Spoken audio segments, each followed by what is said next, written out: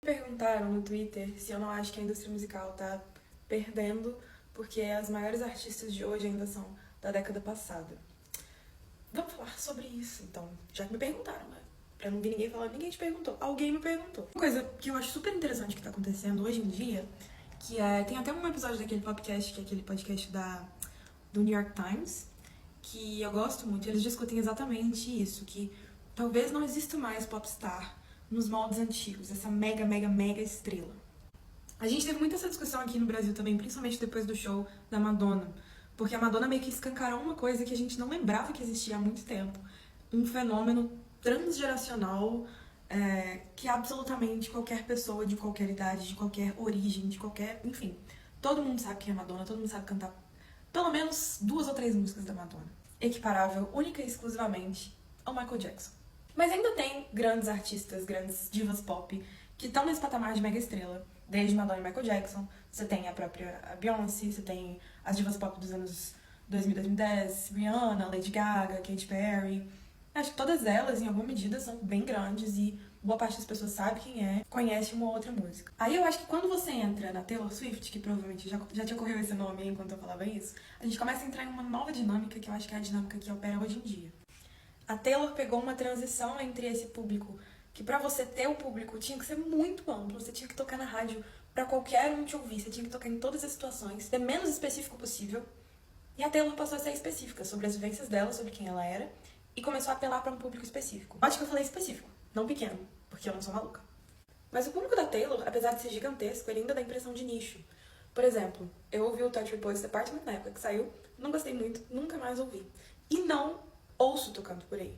Não tô dizendo que as pessoas não estão ouvindo, mas não existia um álbum ser tão bem sucedido, com edições novas sendo vendidas ou não, e você não vê isso na rua. Números do Touch Boys Department são comparáveis a álbuns dos Beatles, que obviamente você sentiu sucesso na rua. O público da Taylor dá essa sensação de nicho, apesar dele ser enorme, ainda existe um perfil que você consegue traçar. Ele não é nem de longe tão variado e democrático igual o da Madonna. De novo, isso não é uma crítica, eu acho que é uma forma que a mídia mudou, a forma que o consumo mudou, e a Taylor soube acompanhar isso muito bem.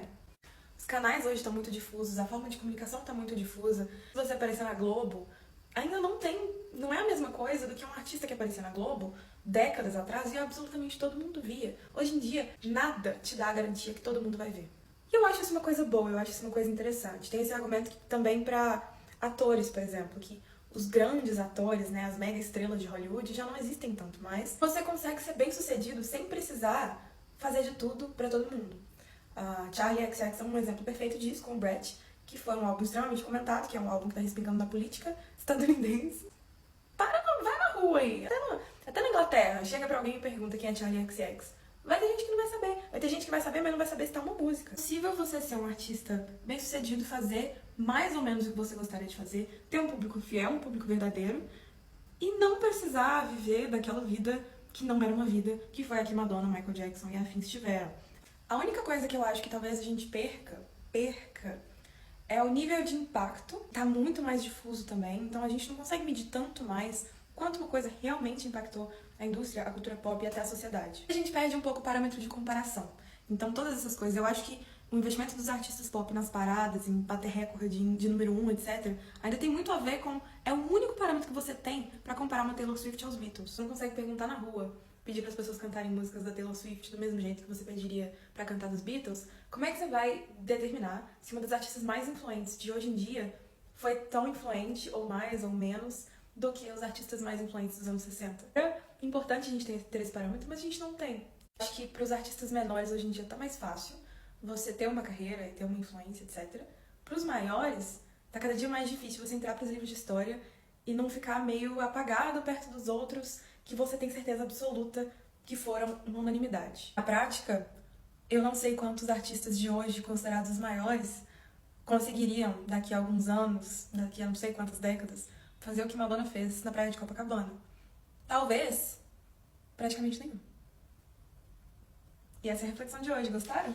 Assinem meu canal, comentem e é isso.